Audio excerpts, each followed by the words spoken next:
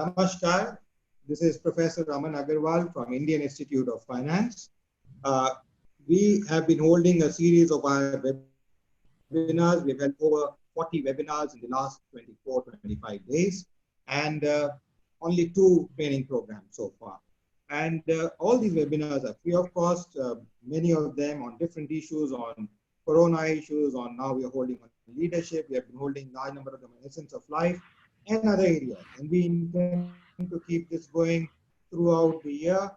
The frequency might be a little low once the lockdown is over, but we will still hold these webinars free of cost for people at large, people from across the globe to benefit from these webinars.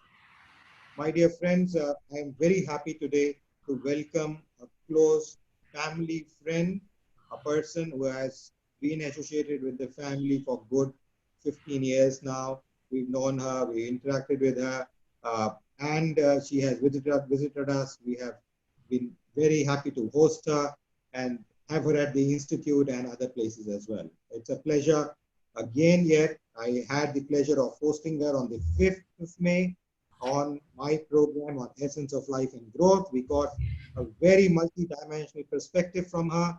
I'm happy that she spoke out her heart. She shared some of her secret memories from her private life, which I'm very happy she did, because that brings out that real essence which I was looking for. We are yet again having her again. Asa is not an unknown name in the leadership domain. She has been working in this space for good 40 years. She has worked with a large number of organizations. To begin with, she worked with the International Labour Organization, the ILO as it is called, one of the more leading institutions for labor and employment issues. And she's worked with a large number of United Nations institutions like the UNHCR, the UNCTAD, and she's also worked with the World Economic Forum. As everybody knows, for the last 15, 20 years, the World Economic Forum has become a major think tank, a meeting place, and a major activity for business houses and governments to meet and exchange ideas and do contracts. She has been there for a long time in the World Economic Forum, and after that, she has worked with a large number of organizations, but she has been primarily for quite some time, I would say about a decade or so or more, working for her own consultancy, which is the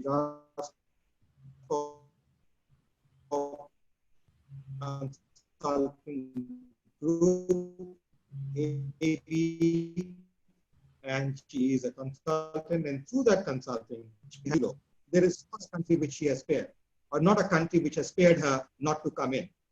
So she has, but mainly I would say this whole CV is there, the brief detail is there, which contains all the list, but majorly Sweden, Tunisia, Morocco, Thailand, you name, there are so many.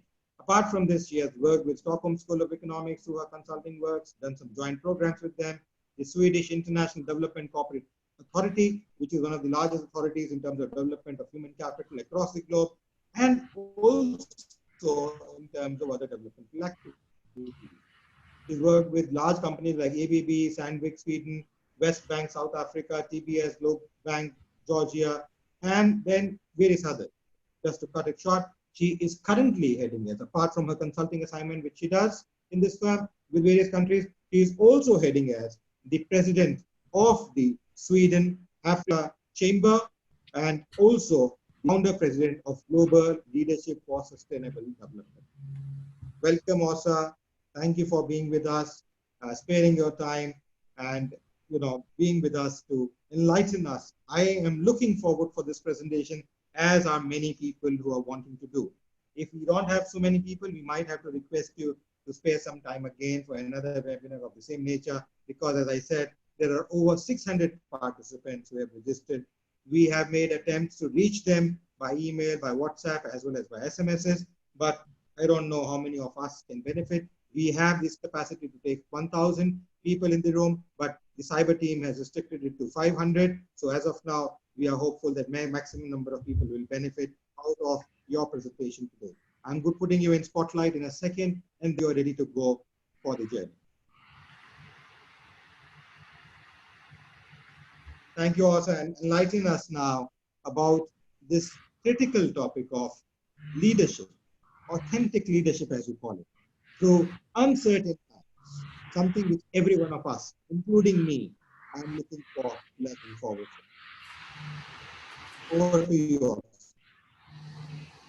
Thank you, Aman.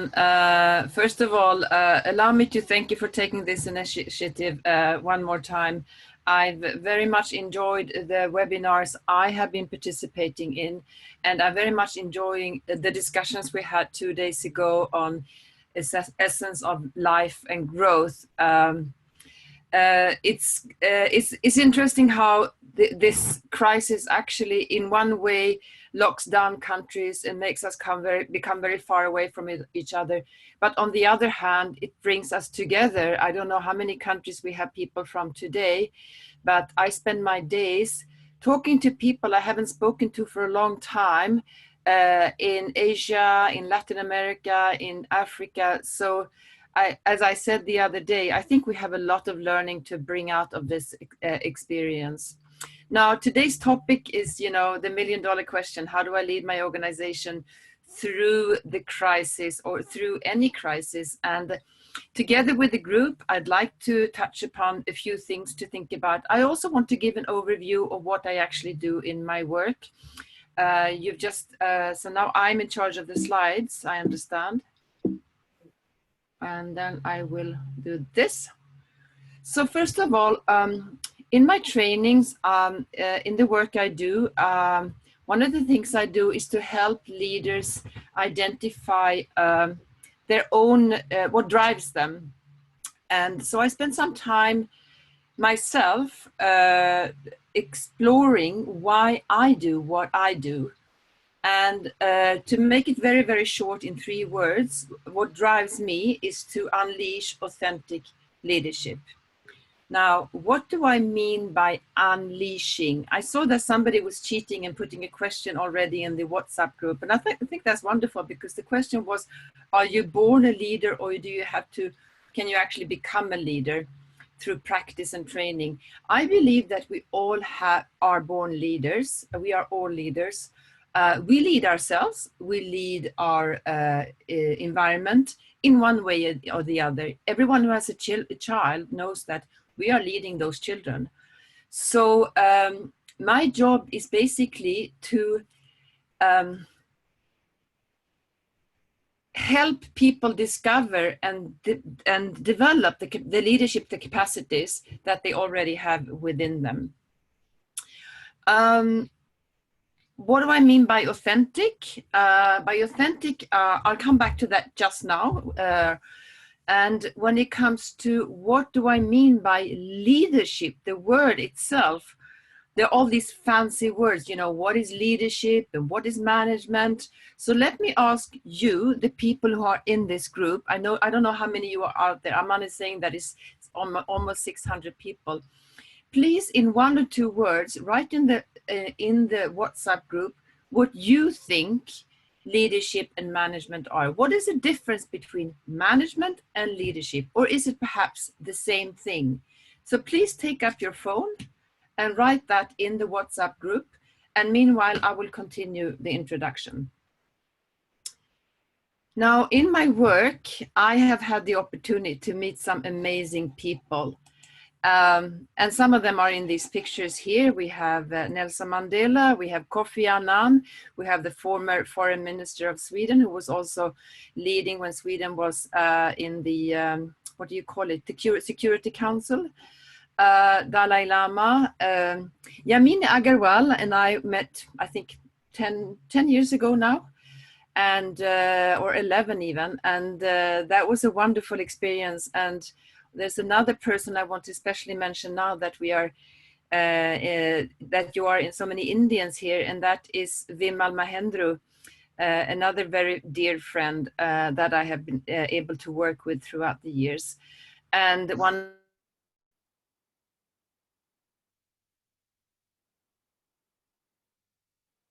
Likula, if you haven't heard of her, I actually advise you to Google her. What do these people have in common? They are my teachers. They're all my teachers, because every time I do some training, I learn from the people that I work with. So I'm hoping to learn from you today through your contributions. Since the group is so big, it will be only the little things in WhatsApp and perhaps the questions at the end. So please let me learn from you. We have very limited time, so I'm going to go through very quickly the model I build all my trainings upon. I will of course talk about leadership in crisis, and something that will very quickly bring us to trust. I will introduce the concept of economics of trust and how to create trust in an organization, and then we'll have some questions and perhaps some follow-up. Now, before we start, I would just like to underline and remind us that we are all coming from different cultures, different backgrounds, different education, etc. And that means that we all have different perspectives of the world. So if I ask you what you see in this picture, some of you will say, I see a man.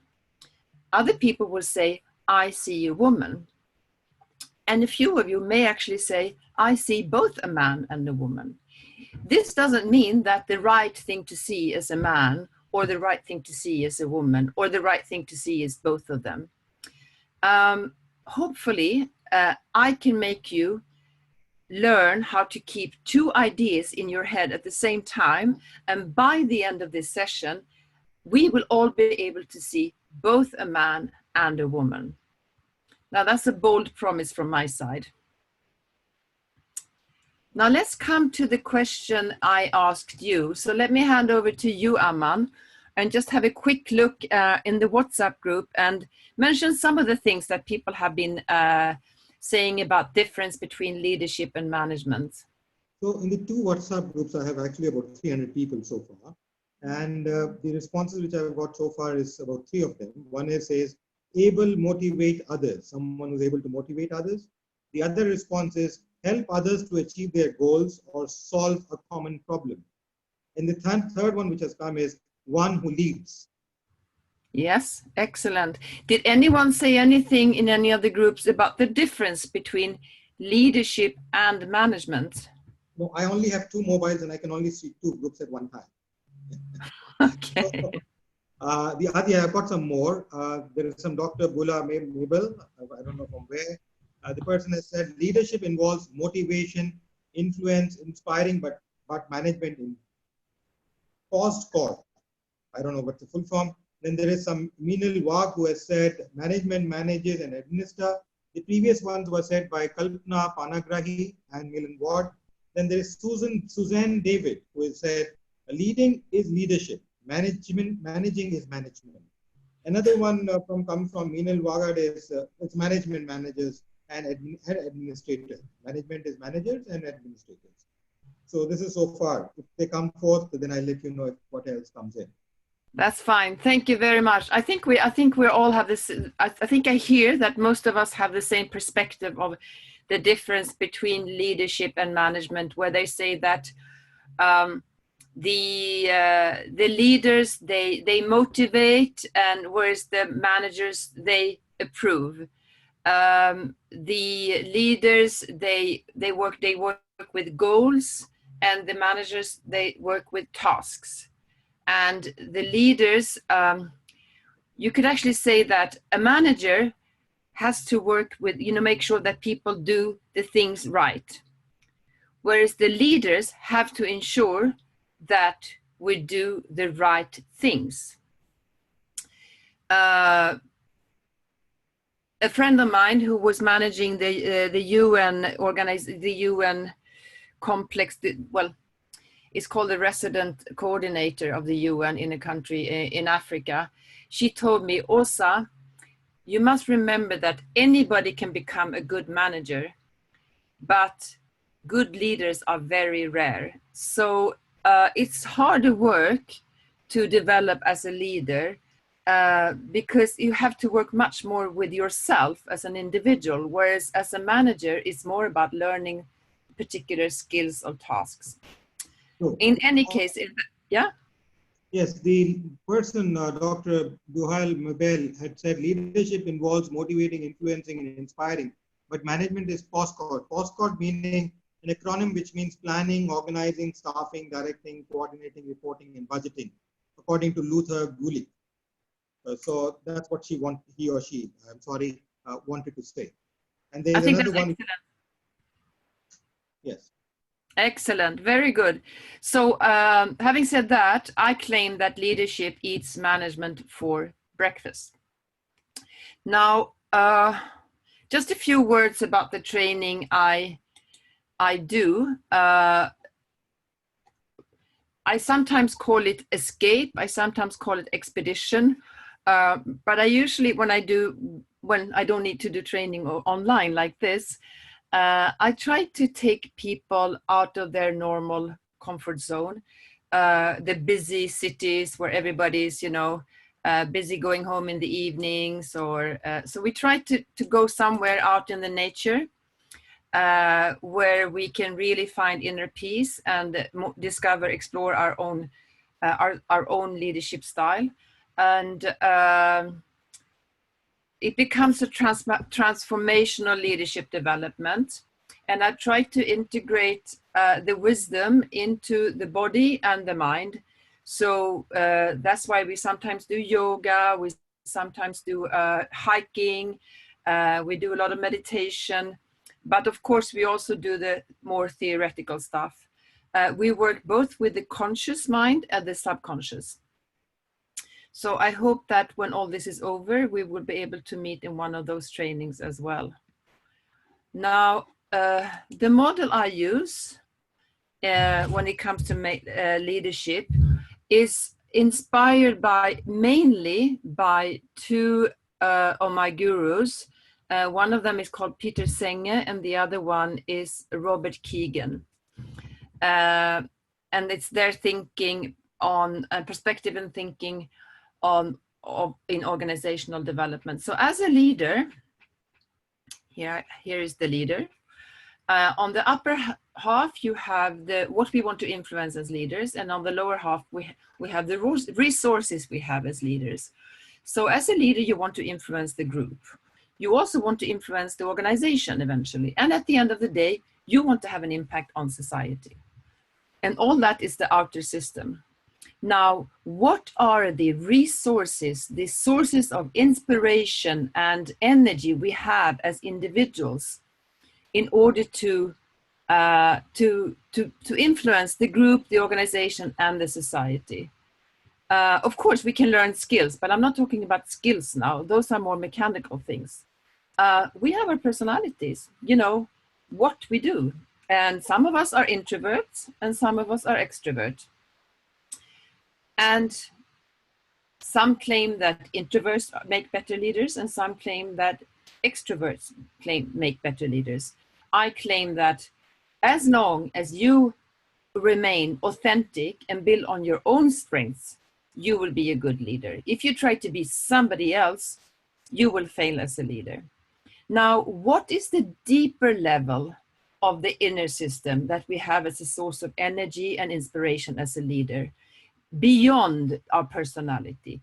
Why are we who we are? Why are we introverts or extroverts or etc.?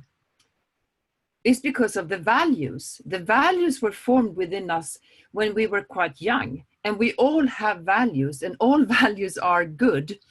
And those are the ones that we use when we need to take a decision. We immediately feel if we're not doing things in line with our values. It actually eats us from the inside. I also believe that there is another deeper level of source of energy and inspiration for us as leaders, and that's what I call the subconscious. And reaching that subconscious, anybody can do that. The subconscious wisdom we all have, the gut feeling that we actually should trust much more. And there are ways to reach that. And we do that in the trainings that I conduct. Now, I know that this training is supposed to cover leadership in crisis, but let me just very, very quickly touch upon what I mean by the personality. So what we also do in our trainings is that we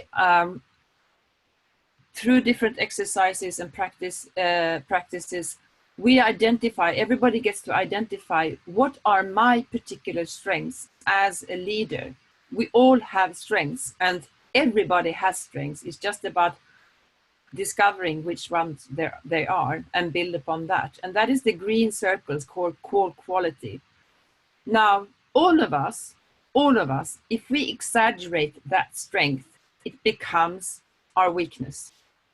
So the weaknesses are not something we should try to destroy. We should actually just be aware of the fact that when we exaggerate our strengths, it becomes our weakness.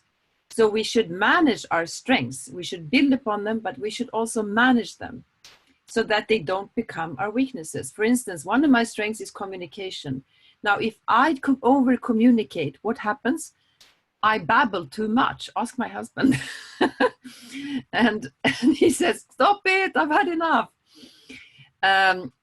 So what we need to do is, of course, to find people who complement us, who have the strengths that we lack. And that's what I call the challenge, our positive opposite. For instance, somebody who is much better at listening than I am. Now that person is somebody I should team up with. What happens if that person exaggerates his or her strength? Well, that becomes a weakness for that person, right? Correct. So if the person that I team up with exaggerates the strengths that actually complements my weakness, then that becomes a weakness for that person. So if I team up with a person who is better at listening and who is not very talkative, maybe if that person suddenly just gets very quiet and very passive. Now for me, that is an allergy.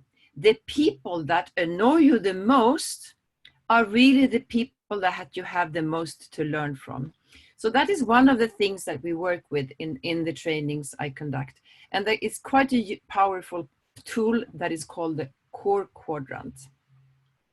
And you can Google that as well, of course. When we spoke the other day, Aman, we did speak about, I did mention, I think that's when you were actually having an electricity cut. I mentioned that we're now living in a VUCA world. The world has become volatile, uncertain, complex, and ambiguous, much more than it used to be. The concept of VUCA was developed by the US Army, like so many other concepts and models that are used in leadership and management theories.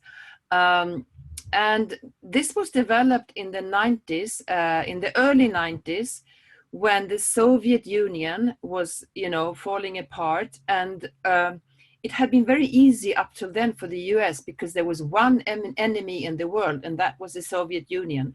But suddenly the world became much more complex. So they developed the concept of VUCA.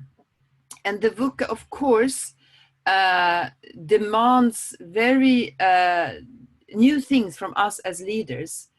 And I think today's situation is very much a sign of a VUCA world where we need to develop new qualities and new strengths as leaders.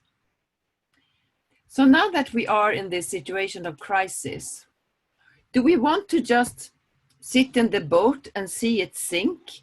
Or do we want to actually manage and lead through the crisis?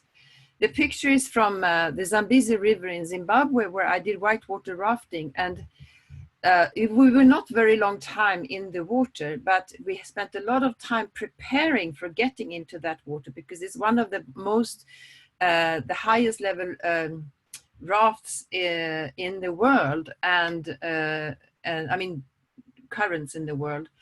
And we were prepared for everything that we were going to do, including what happens when we flip over and you find yourself under the boat.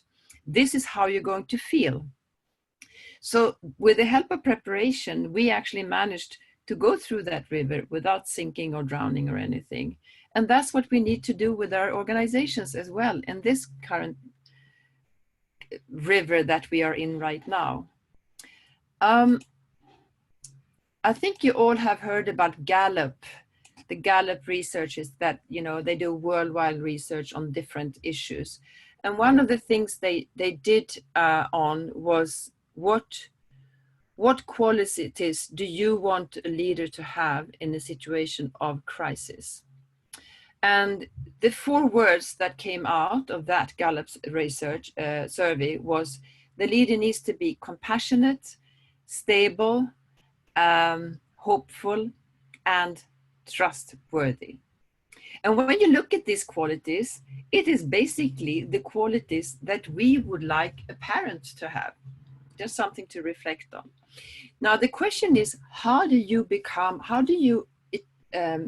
gain those qualities? How do you come out as compassionate, stable, hopeful, and trustworthy? It is not what you say, it is what you do. So in a situation of crisis, let me just give me first one example. The lady on the top, her name is Helene Barnikov. We actually studied together at the University of Lund and the business school in Paris. She is now the managing director of Microsoft Sweden. And she just shared with me what she did in the beginning of this crisis. Of course, people at Microsoft are very computer literate. So immediately they started social meetings on internet. What we are doing now, they started, but this is not even social, but they did that immediately. They had breakfast meetings, they have the after work meeting, they had lunch meetings, etc. The famous Swedish fika, when you have a cup of coffee together. And she would join in at all those meetings. She was exhausted from going to all those meetings online and basically just be there as a human being and address people as people of flesh and blood. How are you doing? Are you keeping safe? How is your family? Not talk about the profit and all that, but actually just seeing people as people. She also told me, Helene, that when in a crisis, that actually becomes the acid test of a company, of the values of a company. If you don't have values before the crisis, it's too late to start talking about values once you're in the crisis, because actually the values will be your foundation that you can lean on in the crisis. So you need to go back to the core values. They will guide you and your staff and provide security through the crisis. Oops, that was unintentional. Okay. Another thing that very often can happen when you are in a situation of crisis is that you start you forget about keeping the big picture. You get stuck in small details and you start micromanaging because you want control. We all want some kind of control, and when we are losing control in a crisis, we have to remember as leaders that we are the ones to remind all the people about the big pictures. So leading is a key word. Stick to leading. Point at the vision, point at the future, and don't get stuck in the small details of today. So avoid this survival mode and try to think of, how do I want to be remembered after this crisis? Another thing that is very important, of course, is to help other people. We spoke about helping your staff. You also need to help perhaps the suppliers by giving them credit or understanding that they cannot deliver in time. And of course, helping society. The picture of in the middle is the managing director of H&M globally. And H&M, of course, they're not selling a lot of clothes now because nobody goes shopping. They are producing protective gear for the hospitals. And a lot of companies in Sweden have started they have changed their production line to something that is needed right now. The picture on the bottom is from my husband's whiskey distillery. They usually make single malt whiskey in Sweden. Now they're making hand sanitizer. The man on the picture is not my husband. It's the production manager of the company. And in front of him, you can see all these bottles that they have hand sanitizer in, made from single malt whiskey, actually.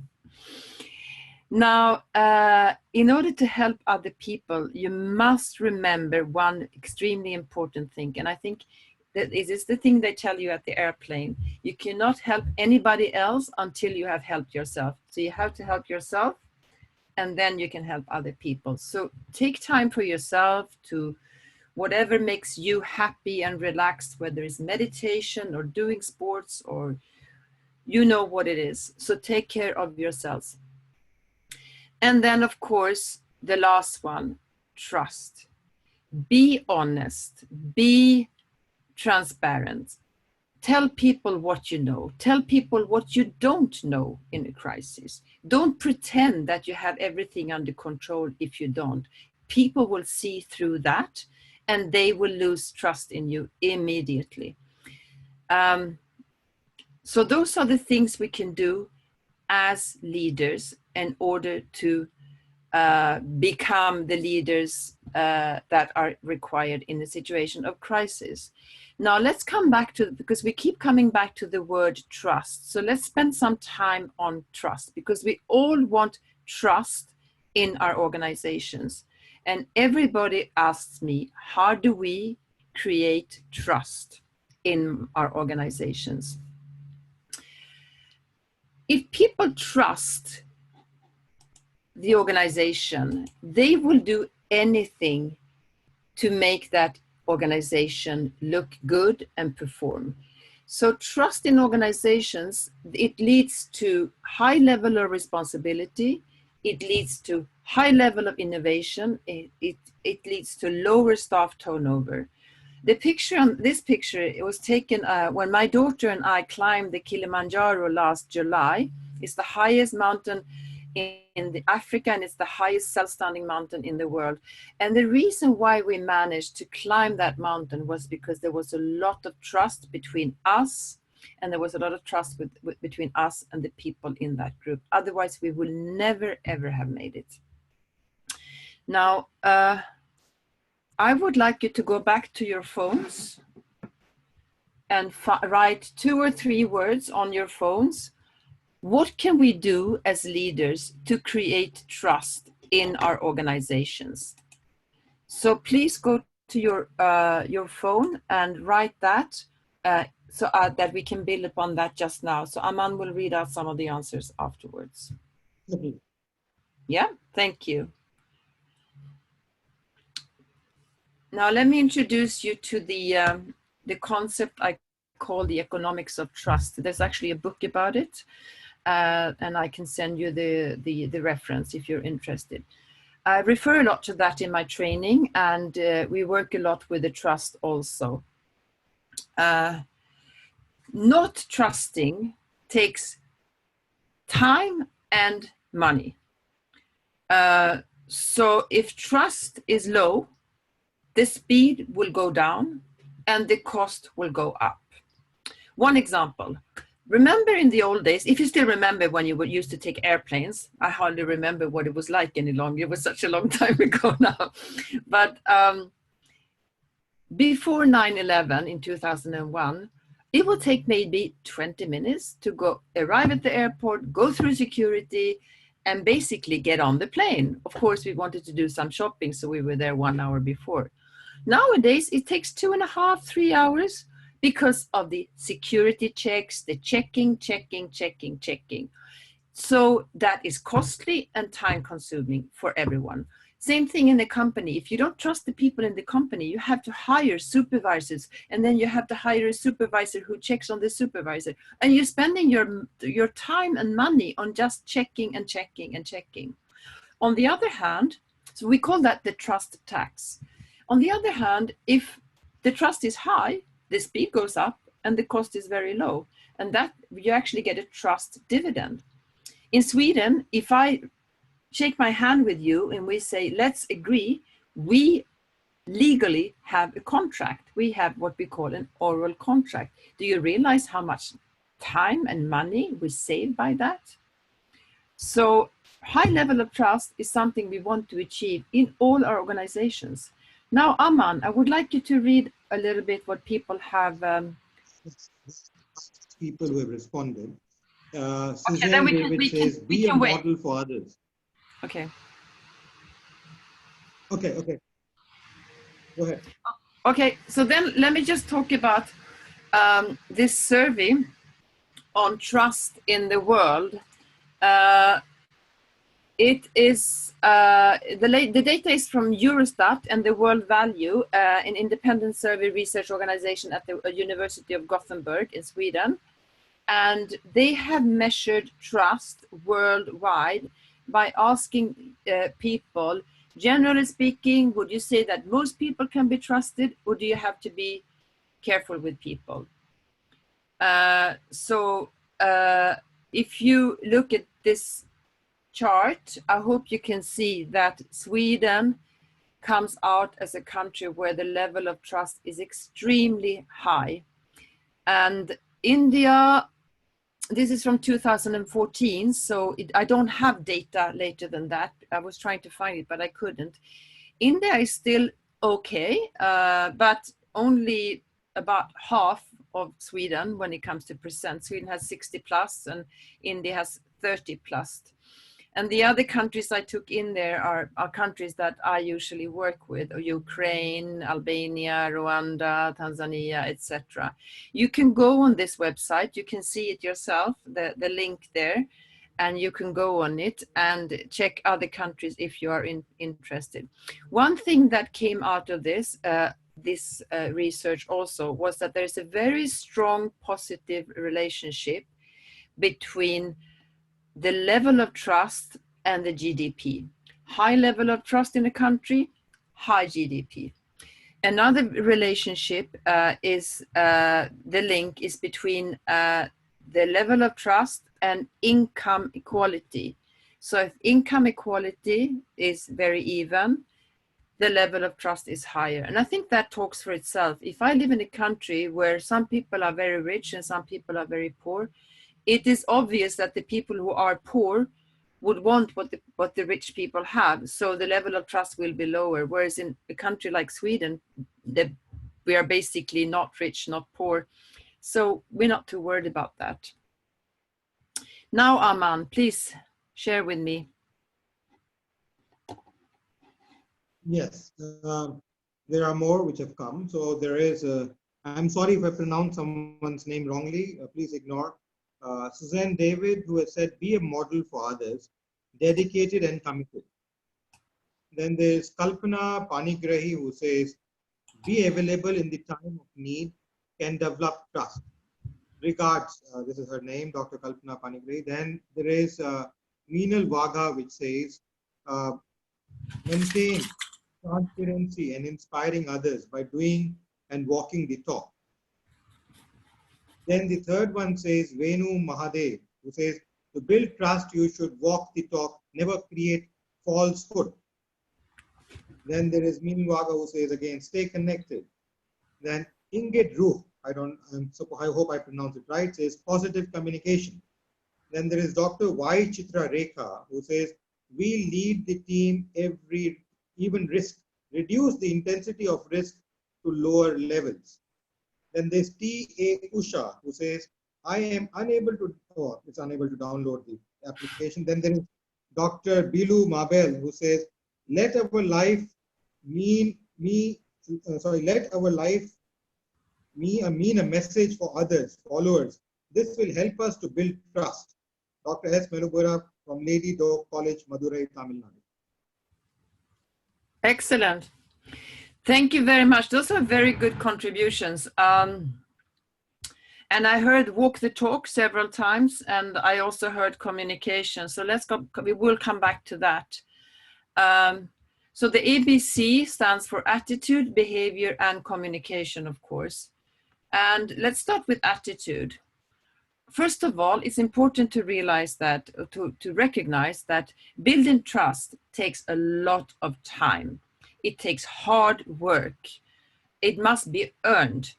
You can actually destroy that trust in one go, like that, but it takes very lot of time and effort to build it up again. Secondly, if you want people to trust you, you must show that you trust them.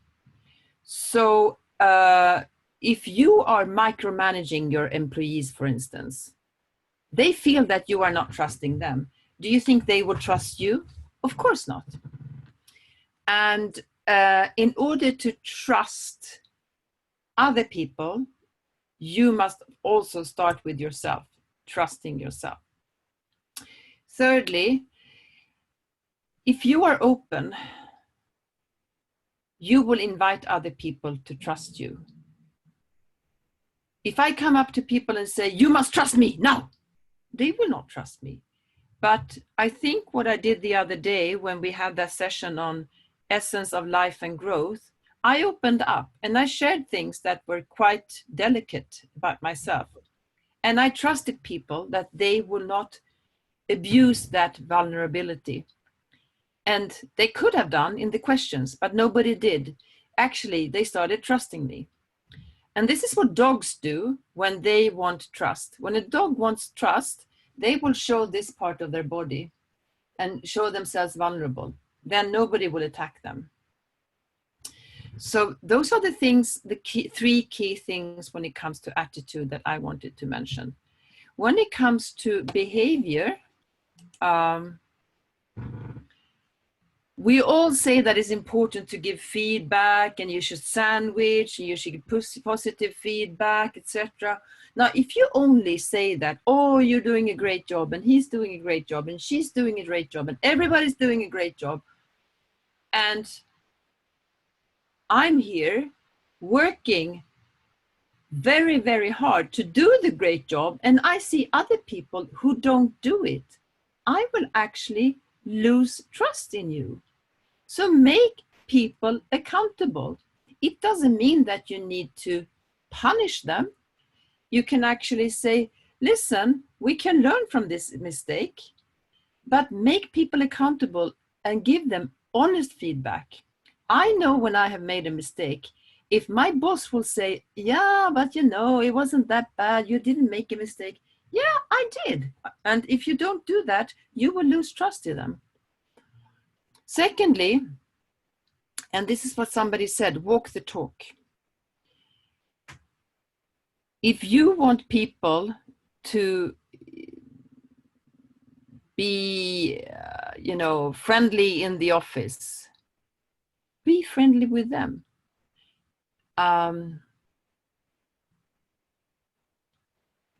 It actually goes together a little bit with the consistency. Consistency is doing what you say. That's the walk the talk, actually. Yes, sorry. And the walk the talk is very simple. We have children. If we tell the children, you cannot eat sweets on a Wednesday, and we start eating the sweets, will they do what we tell them, or will they do what we do? If you tell the child, you're not allowed to cross the street until the light is green, and you do it when it's red, what will they do? They will copy your behavior. So not being consistent will actually undermine the trust in your organization. Now, the behavior you want people to have, if you say that teamwork is important, you should also work in teams and not work by yourself. So model the behavior that you seek. Thirdly, communication.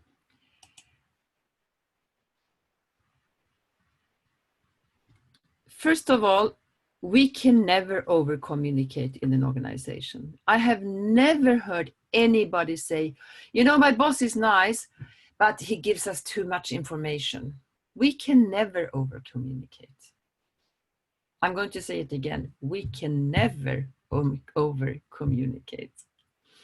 And the first thing to think about there is to be transparent. Be honest and don't just repeat the the company line. Share your personal concerns, and you know, don't become pessimistic, but you know, let people know. If you're worried, let people know. The transparency will keep people on your side. If you are not transparent, they will actually not lose their trust in you. If you get questions you don't know the answer of, let them know. I don't know, I'll try to find out. Does anybody else know here? Secondly, communication is not only about talking. Communication, there's a reason why we have 2 ears and 1 mouth. Listening is a very, very important aspect of communication. And when you listen to people, also show that you have listened to them. Use the information they have provided you with. Refer to them when you're talking to other people. That will build trust in the organization. And don't forget that 90% of the communication is not what you say, it is your body language. So if I tell you, yeah, this is really nice, you will not trust me because you can see through my body language that I'm really not enjoying myself. So you have to stay transparent. Now I would like to do, a little test here with you, everybody. So I want everybody to look at this diagram, and on the vertical axe, we are measuring your tendency to trust, your propensity to trust. Do you easily trust people just like that? Or do you not very easily trust people? Because you shouldn't trust people, you know. On the horizontal axis, so on that one, you can measure from 1 to 10. 10 is the highest and 1 is the lowest. On the other horizontal axis, you measure, do you analyze a lot before you trust? Or do you analyze less? 1 is the lowest and 10 is the highest. Now, I would like you to write in the WhatsApp group again, if you have your result in square number 1, in square number 2, in square number 3, or in square number 4. And meanwhile, I will carry on. So I mentioned that trust comes from the inside, and oh no, that's not the one I wanted. This is the one I wanted, sorry.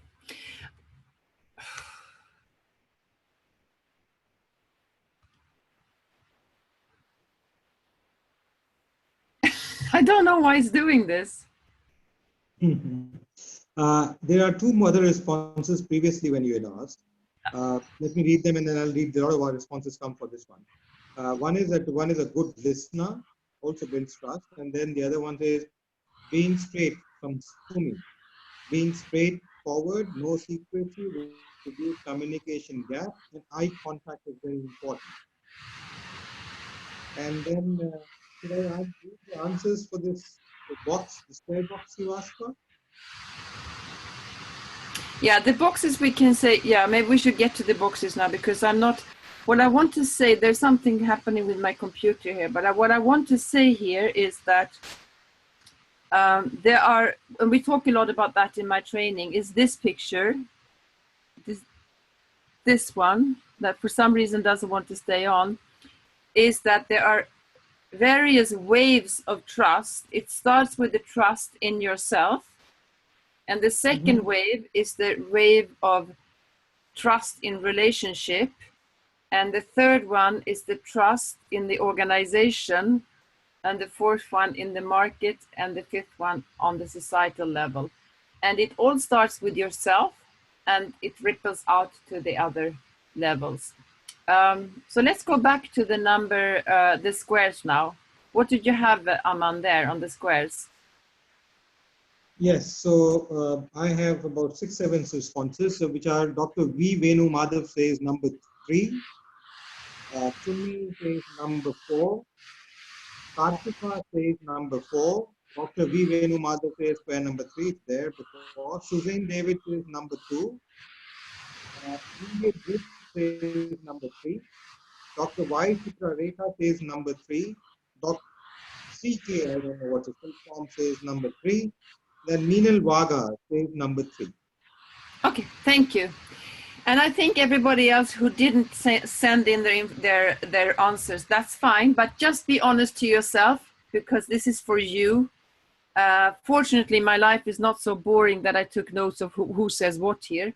This is only for you to have a look at this. Nobody was in number 1, and that is good. If you are in number 1 and you are quite suspicious and you don't analyze a lot, you become very indecisive. You may not even trust yourself, actually. If you are in square number 2, you are a suspicious person. You analyze and analyze and analyze, but still you don't like trusting people. You think the risk is too high. You want to have direct control.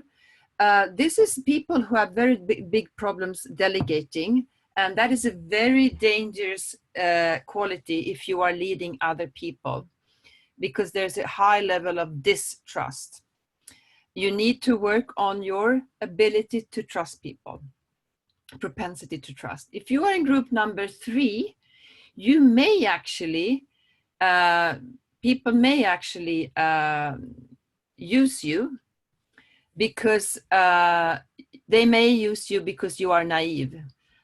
So you could be a sucker to scam. So that could be your blind spot if you don't analyze, but you still just decide to trust people. So maybe you should work on analysis a little bit more. And only you know if this is right and if you did the assessment of yourself right. Where we want to be is in square number 4, where we have the so-called smart trust, where we use our good judgment, where we use both analysis, but don't overanalyze, and we still come to the decision that we're going to trust people. So that's something you may want to work on if you didn't find yourself in square number 4, and look at yourself. If you are in square number 2, for instance, and you don't have a tendency to trust people and you just analyze and analyze and analyze, there could be reasons for that. It could be something that happened in your childhood. It could be the country you grew up in. I've worked in countries where actually the level of the trust in that country is very low because there was a war or there was a dictatorship or something like that. If you are naive, you may seem very nice, but people can actually use you a lot. So try to move to square number 4. Now, for the benefit of those who want to ask questions, I want to come back to this picture. And I made a very bold promise to you that I wanted you to see both the man and the woman. Now, if you are sitting very close to your computer, I would like you to get up and walk away from the computer. And I promise you that if you walk away like this, like I do now, and if it doesn't help, you may need to do like this with your eyes, and you will see the woman. So Aman, what do you see? I have to walk, just a second. Yeah.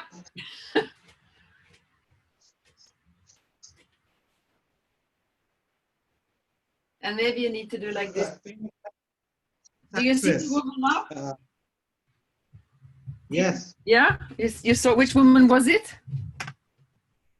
I'm bad. Sorry? But I can remember. It's famous. Was it Madonna? No. No, it's Marilyn Monroe. Marilyn Monroe. That's correct. Yeah. Marilyn Monroe. Yeah. Correct. And did you see the man before? Yes, Einstein. Yeah, exactly. So if people haven't seen Einstein, maybe they need to get closer to the picture. So that is just a reminder of the fact that we're all seeing things from different perspectives. And sometimes all we need to do to understand people, sometimes we run into people and we're thinking, what does this person want to say? And why is the person acting like this or behaving like this or talking like this? And very often, if we just try to, to step into that person's shoes and move away a little bit and see things from a distance, we have a much greater understanding of the things that are going on in our world. Cool. Now, I'd like to stop here so that we can have some time for questions also. I want to thank you for your attention and for your high level of participation. I really enjoyed this, Aman. Thank you. Thank you. I will be, as I said, I will be opening up for questions, and people who want to ask questions over the message, they can SMS on the WhatsApp group, or both the WhatsApp group. Please do not message on other groups. There are two groups created with IIF Webinar Sweden 7 and the other one with IIF Webinar ASA Group 2. So kindly message on these two groups only. The other groups I'm not monitoring as of now. So kindly message on this and I will certainly ask a question. Is there anyone who wants to raise the hand? I see one hand which is from Kavita. Just a second.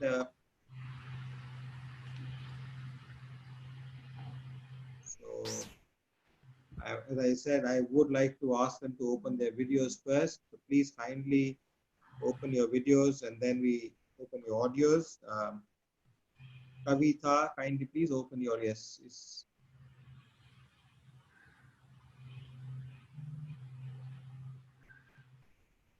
There is a question from Mr. Narendra, who says, my question is whether leadership is a born trait or by practicing? Yeah, I think that's a very good question. And I think from my perspective, as I said in the beginning of this presentation, I think we're all born leaders. We are all leaders. Of course, we can develop, we can discover our leadership qualities, and we can develop them. And in my thinking, it has to be based on who we are, what our own strengths are, and not trying to be somebody else. And this is why I fear, I mean, I did my MBA in Paris, but we had a lot of these American management groups. And I think the danger with those books is that you're supposed to learn what the perfect leader is. I would say the perfect leader is you when you are 100% true to yourself and base the leadership on your strengths and your own values. Thank you. Aman? Yes, sir. Is your laptop showing low battery? Mine? Oh, yes. Thank you. I can read the symbol. Good. Now we have Kavita. I can kindly introduce yourself, madam, and then we will ask a question. I see another young lady, Niharika Shrivastava, who wants to ask a question. So we'll go to her after this. And then Mohammad Alim Khan Saab, who had opened her video for a few seconds. First with Kavita, everyone is requested to kindly introduce themselves before they ask their questions. Who they are, where, which organization, and which city. 3 things. Go ahead.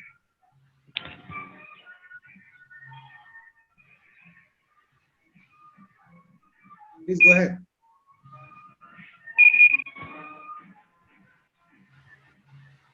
Ms. Kavita, if you can ask your question.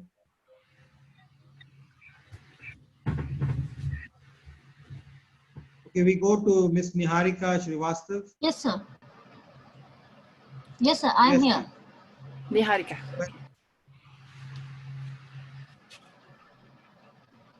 Go ahead, Niharika. Thank you, ma'am. It is a very energetic at the time of pandemic. So I want to ask one thing. Maybe a leader can do always right thing. Can leader always do right thing? Can you ask? Or can a leader always do right things? She's asking, No any mistake from their side. Okay, I think this is a very good question, and I think that as leaders we must make mistakes, because if we spend our time trying to be perfect and not make mistakes, one, we are driven by fear, and nobody takes good decisions when we are driven by fear. Two, we are basically telling other people that they are not allowed to make mistakes, so they are driven by fear. And three, if nobody makes mistakes, there will be no innovation in the organization. So as a leader, I need to make mistakes and say, oh, look what happened here. What are we learning from this?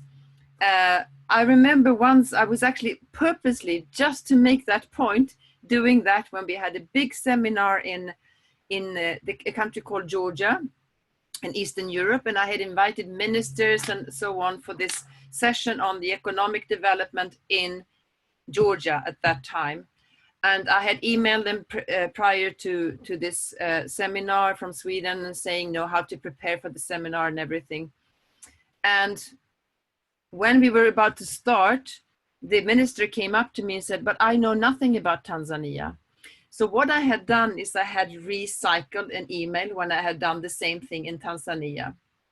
So when I introduced this session with 150 people sitting there, high-level people sitting there, and my staff was there, I said, welcome to this session about economic development in Tanzania.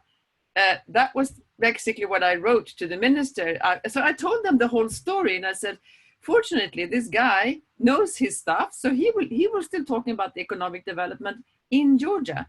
But what we all learned from this is proofread your emails when you are recycling your emails.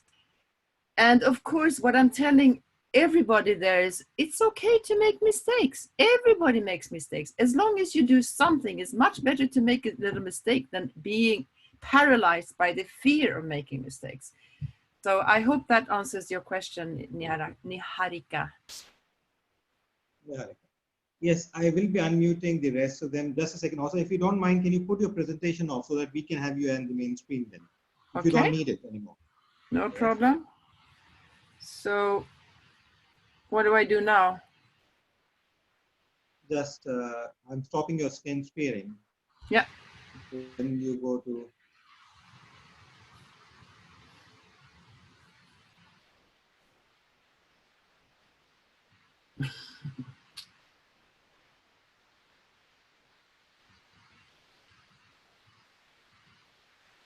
Now let's go to the, if you can just close it, because there is a screen sharing option. If you can just close from there, then we can have you on the main screen. And I go to now, there are a couple of questions in the messages also, but then we'll take this one first.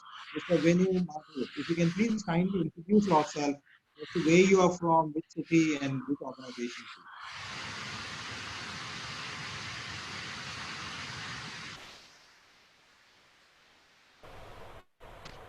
Hello, may I? Please go ahead. Very good evening, ma'am. This is Dr. Venu Madhav from Hyderabad, India, southern part of India. So it was very thought-provoking presentation, ma'am. I have a question. It has two parts in it. First part is that I think you are exposed to different cultures and different administrations across the world. So do you find any change in the leadership perspective? First question. And the second extension to the first one is, if there are any changes in the leadership perspective, which one is the effective leadership perspective? Okay, if I see any change in the leadership perspective globally or in between countries? Globally. Also that it is changing.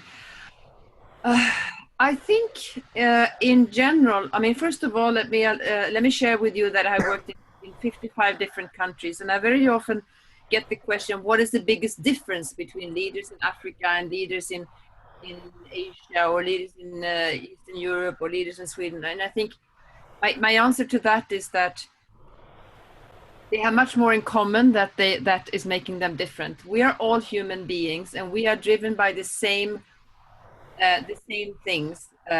We want to have an impact. We want to, we want to be happy. So human beings are quite similar, no matter where they were born in the world. Now, generally, I think the leadership. So now is historically. You want to know whether it's going from one type of leadership to another. Then I can only speak for the years I have been working with it. And I think more and more, at least in the environment where I have been working, I think in general, leaders are becoming, mainly business leaders, are becoming more aware of the fact that they are working with human capital. People are not machines.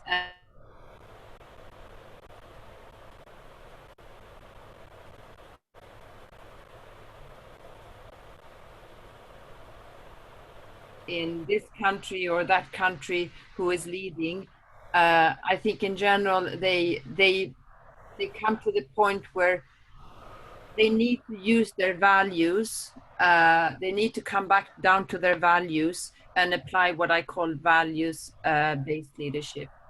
That's what I see. Now, your second question was. So the question was that which is the most effective leadership perspective? If there are any differences.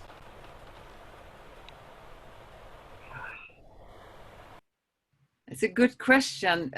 What is the most effective? I think when we start, I think it comes back to being authentic, because if you are, I think you have to adapt your leadership style to, of course, who you are, what environment you are in, and the people you lead. And this is why I believe that values-based leadership is very important, because if you base it on your values and you empower people, you help people identify their own values and ensure that they can live in line with their values while contributing to the company values, you have really created a win-win situation. Okay, ma'am. Thank you. Thank you. Salim Khan Sahab, who is former Secretary, Government of India, Ministry of Finance. And after that, I'll read some of the questions which have come, and then I'll go to the other people who are there. Just a second, Mr. Khan, I'll just open your video just a second. Audio, yeah. Good afternoon, Asa. Can you hear me? I hear you loud and clear, thank you. How are you? Fine, thank you. You see, you might recall that in December, the King of Sweden came to India. And prior to that, there was a lot of activity here in India. The Swedish Institute organized some workshops, etc. And I had the occasion to address one of their workshop on circular design. And from that very time, I have had certain curiosities, which I thought you might be able to throw some light on. Let me take a little bit historical aspect of it. You might recall that one Arab traveler called Ibn Khaldan, when he described the Swedish people in the, I think probably it was in 11th century or so, he described them as a very tall, sturdy, and things like that. And historically, Byzantine Empire king Theophilos also used to recruit too many people from Sweden. So, but at the same time, there is also history that you didn't participate neither in World War I or not World War II. You are not part of the NATO also. So, recently when it came to fighting the coronavirus, you took a totally different track. So I thought whether it, I mean, when you are reflecting on leadership qualities, where you put Sweden with a historical relationship with the geographies and histories, and how you what extra you find in the leadership perspective from a Swedish point of view. So, first of all, I was actually in India just the week that the king was arriving. I was attending a wedding in Delhi, and I'd done some training in Mumbai, and I saw the Agarwal family as well. But just to repeat the question now, what the leadership style that we have in Sweden, how would I describe that in relation to our history? You see, historically, I mean, since you are aware of India, let me say, I mean, for the benefit of everybody, that, you know, in India, there's a group of people which come from Haryana called Jats. Now, they have got a certain type of physical presence. So, historically, as I could foresee, in 18th and 8th and 11th century, in that period, I mean, probably when the Vikings were ruling the roost in Sweden, you came out like that type of personality, and you got the benefit of your people getting employed by Byzantine Empire because of this attribute. So a certain amount of, I don't know whether to put it in as many words, a certain amount of martial race concept can be probably thought of in that historical background. But when it comes to the 20th century, the Sweden was not part of World War I. Sweden did not participate in World War II. And you also, though offered, did not join NATO. So again, in the Corona case, that is how I could recall all these things, you took a totally different approach to fighting the Corona. So I was just wondering, what is that in the historical, geographical context of Sweden, which helps you taking in such altogether a different approach to the in the crisis period. Okay, so first of all, I think we must recognize that fortunately, leadership styles, they actually evolve. So what was applied by the Vikings is no longer applied in Sweden today. I'm very happy about that because they were very different from what we are in now. And I think the leadership style in general in Sweden is very egalitarian, and I think it has to do with the level of income distribution that we have. We are egalitarian financially, and then also we are egalitarian on a high when it comes to hierarchy as well. When it comes to how we handle with the Corona crisis, let me come back to what we just spoke about, which is trust. And as I pointed out, the level of trust is very high in Sweden, and on many different levels. And in this case, the politicians are trusting the experts.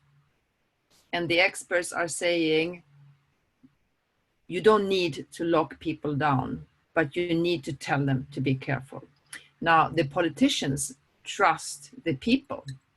Now, I could go out to restaurants, I can do whatever I want, but I want to remember myself of taking responsibility, because trust and freedom is under responsibility.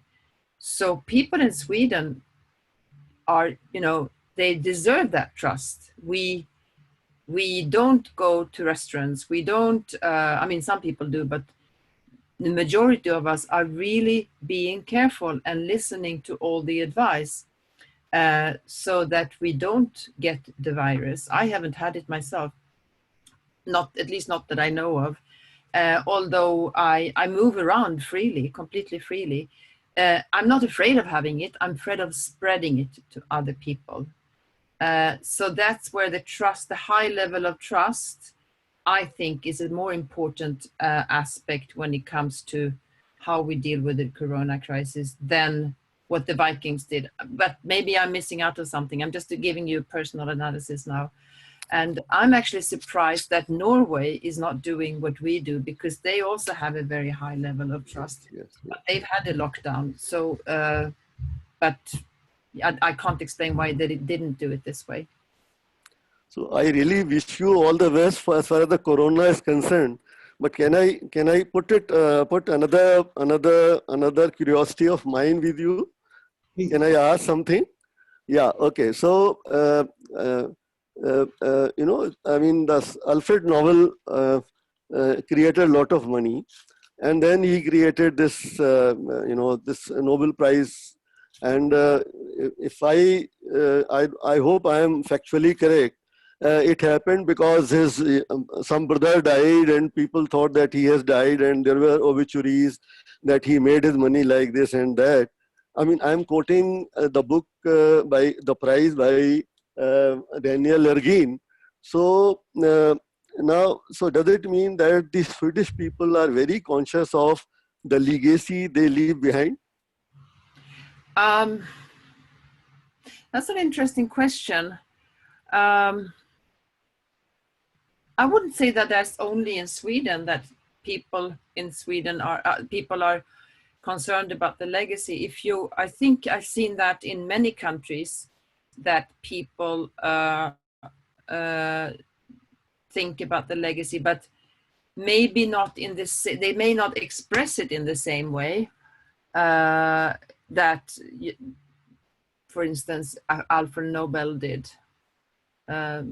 But I haven't actually reflected on that. I think it's a good question. Let me come back to you about that one. Okay.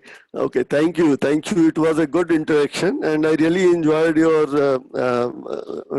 this session about leadership, and I'm sure I have learned something, and hopefully I will be having another opportunity to interact with you so that we can take discussion forward. Thank you. Thank you. Aman, we cannot hear you. Put your microphone on. I said there are 3 more people I see who want to ask you questions. I see their videos on.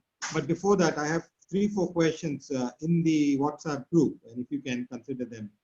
One of them is, just a second. Yeah, one of them is, can you, ma'am, please explain again the trust matrix?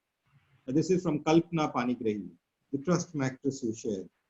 That is one question. Maybe if you can take I'll read them out and then you can take them one by one the way you like. The second is, how do we expect customer wants and needs to change? The third one is, when the leader loses the trust amongst the followers, how to rebuild it? I think, hardly any leader I've come to know who can rebuild it.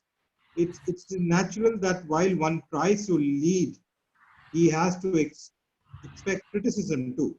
How to handle it? So these are 3-4 basic questions which are on the text. There are some more, but I'll take them later. But if you can answer to these questions, then I'll take the ones on the video. Okay, so let me start with the one I recall as we're speaking. If you lose trust, and this is the thing about trust, it's like small building blocks. Like, you remember when you were a kid and you were putting one block and one block and one block and one block, and you're being very tediously building it up, and then just something happens and it all falls down. You can restore trust, but it takes a lot of time, and you have to really be open and vulnerable, and you apply the tricks. I don't know if my screen sharing is still on. Am I still sharing? Is yes, on? It's on. So you can actually apply the 3, the attitude, trust yourself and others, be vulnerable. You can make people accountable. You can walk the talk and communicate, listen, be transparent, use your body language, and make sure that you trust yourself, because if you don't trust yourself and you don't trust other people, they will never trust you. Now let's get back to, what was the next question? The matrix. I need to explain it one more time. Yes. The matrix, please explain the trust matrix. Okay, this one? Now the smart trust matrix, correct. Okay. So basically it's a self-assessment matrix. And on the horizontal axis in the bottom from left to right, you will assess yourself whether you have a high level of analysis or a low level of analysis when in order to trust people. So do you analyze a lot, or do you just not analyze? And all the other axes, you measure, you assess yourself if you have a high or a low level of propensity to trust. And based on that, you will end up in square number 1, 2, 3, or 4. And the ideal situation is to be in square number 4. Now, it's a self-assessment, so you just have to be, if you don't trust yourself, it will be very difficult to use it because you're not being honest to yourself. But it's a way to see if you need to improve on analysis or propensity to trust, and how you can do that and why you need to do that in order to apply what we call the smart trust. Right. And the last question which was there was, there are a lot of appreciations coming for you, so the messages move up.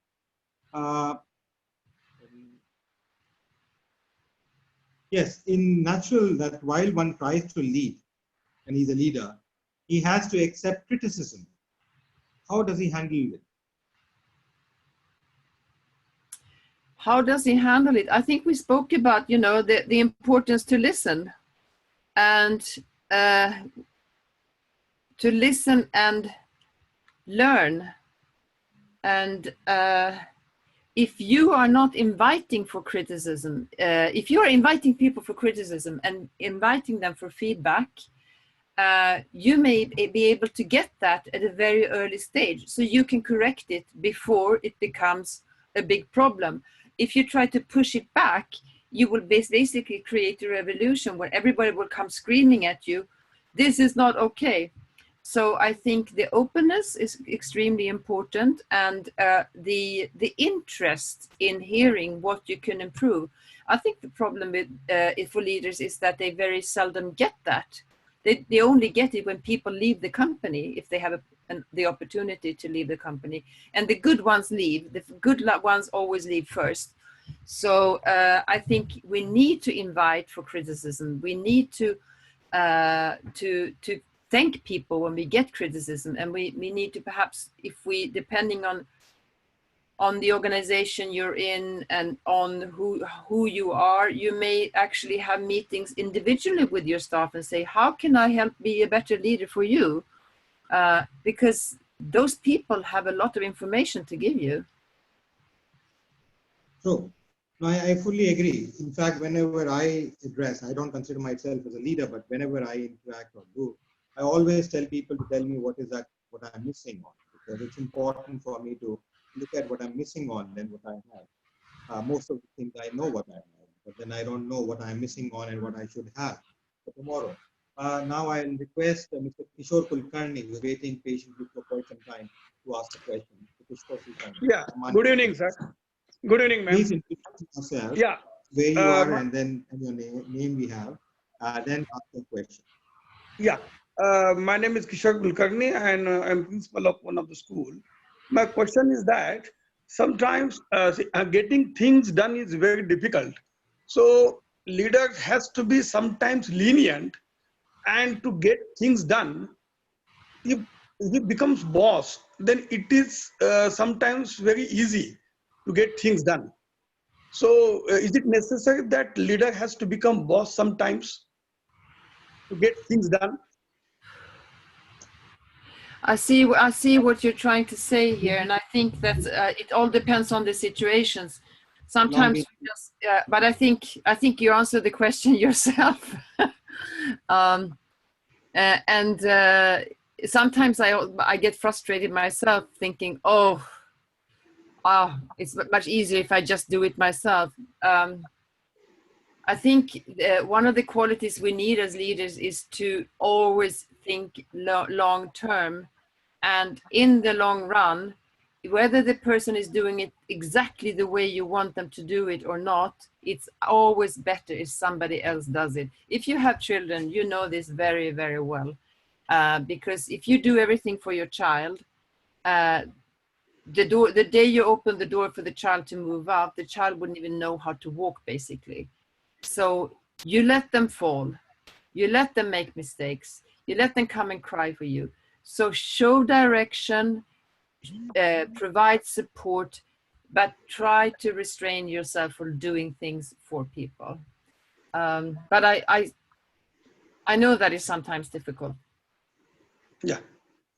Thank you. I'll to Professor Rekha Jagannath. Ma'am, if you can have your question. Yes, please. Yes, go ahead. Hello, Asa. Actually, it's very nice talking to you. I heard you during the question and answer session the other day, but then missed your PPT presentation today. However, I'm lucky to be at the interaction session at least. This trust is a very important factor and a beautiful one as well. You'll be happy to know that Kjell Wardelius from Sweden, ABB, stayed with us for 3 days. And I organized for the students' interaction at our college, Christ College, at that time in 2001. Maybe when you interact with them, they remember it even now. Trust comes innately within oneself, actually. And then in India, we have a situation where we don't even think of trust. When we act, we don't think of trust as a factor at all. That's the situation we are in even now. Let alone leaders, even common people don't think of trust. We blindly trust sometimes, but otherwise we don't think of trust at all. And like he mentioned just now, trust is superseded by leadership. They think it is a choice between leadership and trust, which is a very strange aspect. But then it is very true in India. We don't think of trust. I feel I would like to add a bit to the points you gave. I feel that on the x-axis and y-axis both, you have experiences, the positive experiences with the other individual or group of individuals, and negative experiences. And then you go on building or demolishing trust, depending upon our experiences. I don't know what you feel about it. And the kind of people we are, you are continuing to, Professor Aman Agarwal is a wonderful individual and the institution is very good, high Q. And therefore you are getting along beautifully well there. But then otherwise, as common people in other institutions, we are not like this at all. I'm sorry. But then we are trying to build over it. I want your response to these aspects. Oh, thank you very much for your contribution, and I do agree with the I factor, including experience, and this is very much what we call the gut feeling and the intuition. And the gut feeling and intuition is just, you know, a lot of wisdom that we are not aware of. So the more we become aware of that wisdom, the more powerful we become in using our intuition, because it's actually what do you call it? It's inherent wisdom that and knowledge that we have within us. I don't know if there was any other question, but I really enjoyed your comments. Thank you. I have really enjoyed, and I have pages of comments about your interaction. Thank you very much. I have one more reminiscence about Kjell Wardelius' visit to us. She always was on her mobile most of the time. In 2001, when we were not using it as much, she used to talk to her husband over the phone, he was in Sweden actually, and then she was here. She used to talk to him every moment. She was interacting with him. And that shows the importance of ICT. I felt very impressed. And then her daughter, who came in later with her institution, said that graphics will be more important in education in the coming decades. And that has come true now.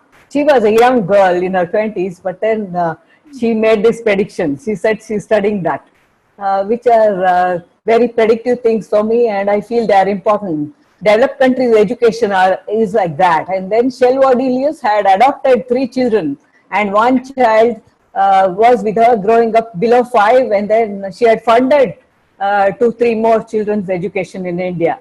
And she told the dog which was moving on her street, "Come on, I know India better than you, doggy." That was the trust she had in India, on India. Oh, the day I can say that, I really don't know India. I've been there 4 or 5 times, but I learned so much when I go to India. That's very nice. I feel proud about several things in India, but then we feel very ashamed of some things as well, like absence of trust I mentioned just now. Foreigners who do feel a sense of belongingness to India, but then we ourselves within India don't know many aspects of India. ISKCON, she felt very great sense of belongingness to ISKCON. Shelva Delius felt, and she knew the head of ISKCON as well. And then she told the doggy, I told you, and the dog immediately became silent when she said, I know India better than you, doggy, keep quiet. These things really impress me a lot. And then we need to know India better and Sweden even more better. Managing COVID, Sweden has a different strategy than India. Totally different strategy. You have a better local self-governance, which makes it more impressive than us. We want to close 5:30 and we already overrun. And we have two more people to ask questions. Yeah, so yeah. I'm really in awe of Sweden, so I tend to talk more about Sweden. Nice meeting you. Thank you. Has engagement and we just want to have we'll interact with you. Please, thank you. I will now go to Mr. Ambar Das Bhaskare, and if he can kindly introduce himself and then ask his question. Hello. Yes, please. I'm Bhaskare Ambadas from Maharashtra. I'm working as an assistant professor in university, Solapur University, State University. I want to ask ma'am, what is the qualities for we are developing as a leadership? When we think about the leadership, what are the qualities we have to manage?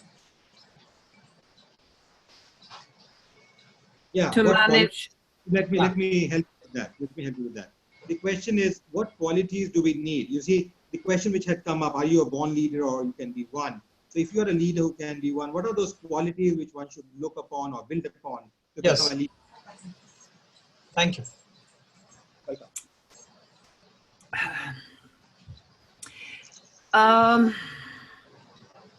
I think this is a extremely big question, and I think it depends a lot on who you are and what you need to develop depends on who you are and also the organization that you are leading. So it would be very ignorant of me to say that these are the 3 qualities that you need to develop. But in general, I would say that you have to learn how to lead yourself. The same thing is trust. If you trust yourself, you can trust other people, and then they can trust you, and then you can create trust in an organization, society, etc. I think the same thing goes for leadership. Self-leadership first and foremost. If you can lead yourself, you will be able to lead other people. And some of us need to work on, keeping time. Some of us need to work on communication. There are so many skills that we can acquire. What I work with more is to find out, to ensure that the channel of energy within you as a leader, because in order to be a leader, you need a lot of energy, you need a lot of inspiration. And in order not to wear yourself out, you need to get in touch with your own values so that you always have a compass with you and you don't need to think, oh, what is the right decision here or there? Just go in line with your values, because the compass will show you what is the right direction to go, and to apply authentic leadership, to be aware of your strengths, but also be aware of the shadows of your strengths that are what some people call the weaknesses. And if you're aware of them, you can manage them. Now, they may be different. You may have different strengths than I do.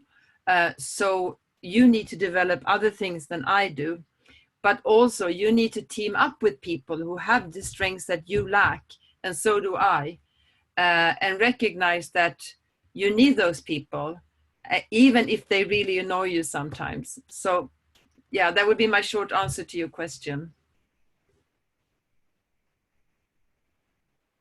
Yes, so I'll move to the next one. I'll go to Dr. Murari Sharma. If you can ask his question, Dr. Murari Sharma. And just one more last after this and no more, please. Good evening, madam. Yes, please, Dr. Murari Sharma. Please introduce yourself and then ask the question. I am Dr. Murari Sharma, speaking from Maharashtra. My question is, when the boss is biased, what the followers to do? When the boss is biased, what? Followers to do. When you see, when leader is biased, then what should the followers do? Okay, so if the boss is biased, being having a favorite or something?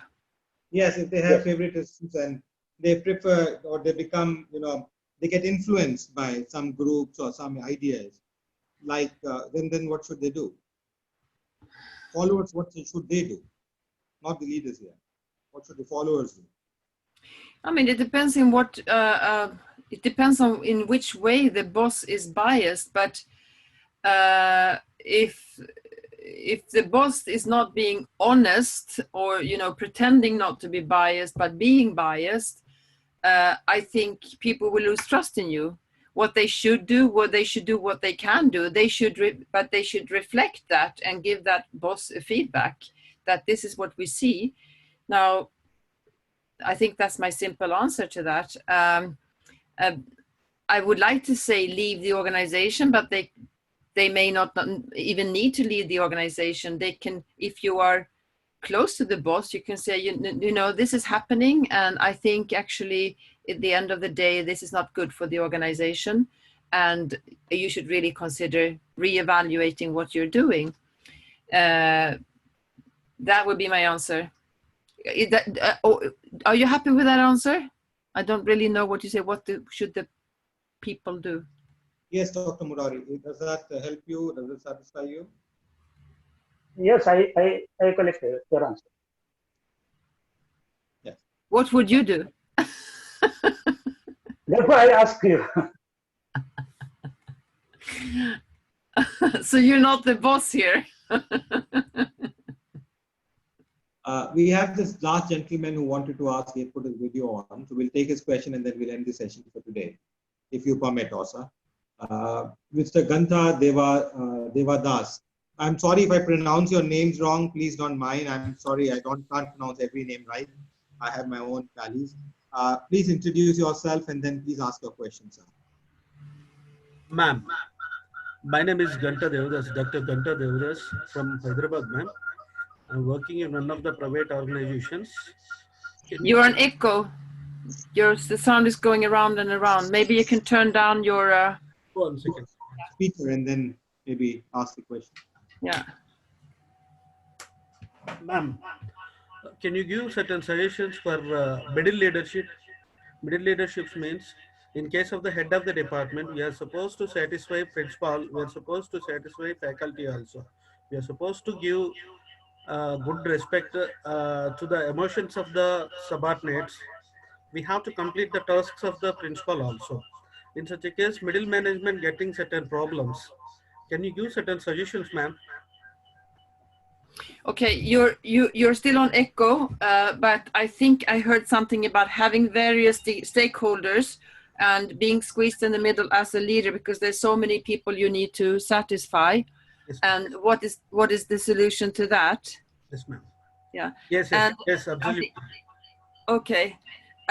And this is really the dilemma of leaders, that there are so many people. I mean, even if you're running a company, you have the shareholders, you have the customers, you have the workers, you have the owners.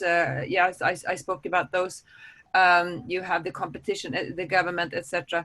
I think we always need to sit down and do a very careful stakeholder analysis and look at the various interests and preferences of our stakeholders. And if there is a conflict between the two, that's what we really need to pinpoint, because they seem to be many different wishes in the stakeholders, but as long as they're not conflicting, that is okay. Now, look, sometimes you would say that, but there's a conflict if I run a company that I cannot just make my staff happy, because then I won't sell anything. The customer is the king. Yes, the customer is the king, but if you lose your staff, you basically just go bankrupt. So you also need to balance the priorities of the various stakeholders, and the most important is to be very, very open if there is a conflict about it. And if this doesn't answer your question, I invite you to one of my trainings where we do the stakeholder analysis, because I think here and now I cannot spend more time on that. Okay. Okay. Thank you, ma'am. Thank you. Thank you. Also, we will be closing the session now. Thank you for your time and for going through all the different intricacies. In fact, I had a question myself for you. I don't know if I should ask or not ask. It's this difficult thing, but certainly I did put it before even Deepak Vora, who has been working on trust for good 3-4 years now, as his thesis work. And my question is that, when people ask you about shattering of trust and all, in India we have a saying in Hindi, but I'll try and say it in English, that, you have a rope made of not plastic, but the rope made of jute, which used to be there in the past. It is an old thing, but even with plastic, when the rope breaks, then, tie a knot and it becomes a rope again. But then the rope doesn't have the same strength. A similar case, which we have read in English, is where there is a mirror, it breaks, it shatters, you can join it back into pieces, but the mirror doesn't come the same way. And this is where I come up, and I have this misunderstanding or not clarity on it, is that when we rebuild it, is it rebuilding trust or is it confidence? Because it's difficult to balance out that, we have trust, or is it that confidence we are talking about? So how do you integrate between confidence and trust? Now, English is not my mother tongue, so I don't really know if I should go into, trying to... Let's speak in Swedish. Vi kan göra det. Vi tar det här på svenska istället. Nej, as you would say in my language, and also in what do you call it? The Sikh language. Punjabi. But I think you're very right about I like that knot story, because with the rope of jute, because I think that you can rebuild trust, and I think we all know that deep inside. If you have somebody that you like very much, somebody who's very close to you, does something that a friend, or a good friend when we were kids, that person loses, you lose trust in that person. You can build up trust again, but there will always be, you will always remember, you will always safeguard yourself a little bit. So it's so much better not to lose the trust than, lose it and spend a lot of time and energy rebuilding it. But it is possible. It also depends on how you handle that breakage of trust. If you are the first one to say, I've done this, I'm really, really sorry, I really want to make up for this. This is why, and if you're honestly sorry, and if you are the one who really takes the consequences of it also, if you're willing to take all the consequences, then you can eventually build up trust. Maybe not 100%, but 95%. But if you say, no, it wasn't my fault, and anyway, let's forget about this now, then you're not even assuming the responsibility of the mistake you made. So yeah, I think you're right. Thank you for bringing that up, Aman. Thank you. And thank you also to have spoken, spare your time. As my duty, I would like to announce what we have in store for everybody tomorrow and the day after. We are having another powerful personality like Asa, a charming personality like Asa, but from India, Dr. Blossom Kocher, who is going to be speaking tomorrow in the essence of growth. And then we have one person who also did bring up in the second slide, Dr. Yamini Agarwal. One of her beautiful photographs she's picked out from somewhere and from the memories of somewhere. And she is going to be giving a virtual training program. And we're going to have also give some training programs in due course with us, hopefully soon. And these are all paid training programs. So this will be on what Yamini is giving is on how to do research. Then we have on the 9th morning, we have another very powerful person who has influenced large number of people in this country, which is Dr. Shobna Narayanan, Pradam Shri Guru Shobna Narayanan. She's a Kathak dancer, a very famous personality, and a very sober lady, a very old friend and dear friend of mine again. And then in the afternoon on 9th, we have another powerful personality who has spoken, Professor Dr. Deepak Vora, who is speaking. So we have these 4 people lined up for you for tomorrow and the day after. You have already seen Asa, and they are, if not bad, but almost as good as Asa is. You know, I have at least learned a lot, especially when it comes to those crosses and the squares and the trust part. I did not write the answer, but I thought I was in the 4th, but then I got the answer when you displayed the slide. I wanted to hide myself off the screen. Thank you, Asa, again. Thank you for taking this time. Namaskar, Jai Hind, and Vande Mataram. We end this. Thank you. Thank you very much. Have a nice evening. Have a nice evening as well. Yeah, before we end again, I would request everybody to give their feedback. We have a feedback form which is going to be shared in the groups. Please spread your feedbacks. And you are welcome to spread the message of these webinars. It's free, and you're most welcome to attend. Thank you very much.